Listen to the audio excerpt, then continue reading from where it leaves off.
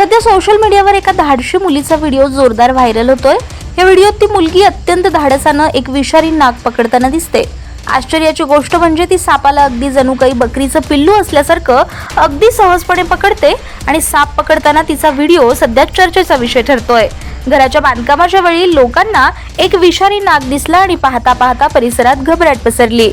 घरात काम करत असणारे मजूरही सुरक्षित अंतरावर गेले, मात्र या गोंधळात एक मुलगी घटनास्थळी आली।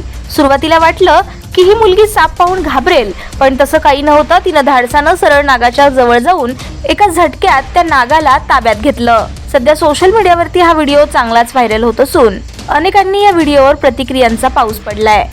साप त्या मुलीला इजा करण्याचा प्रयत्न करतो, मात्र मुलगी अजिबात घाबरत नाही। तिने सापाला अगदी बकऱ्याचं पिल्लू पकडल्यासारखं अगदी सहजतेने पकडलंय। त्यामुळे अनेकांनी तिच्या धाडसाचं कौतुक केलंय, तर अनेकांनी थरकाप उडवणारा हा व्हिडिओ असल्याचं सांगितलंय।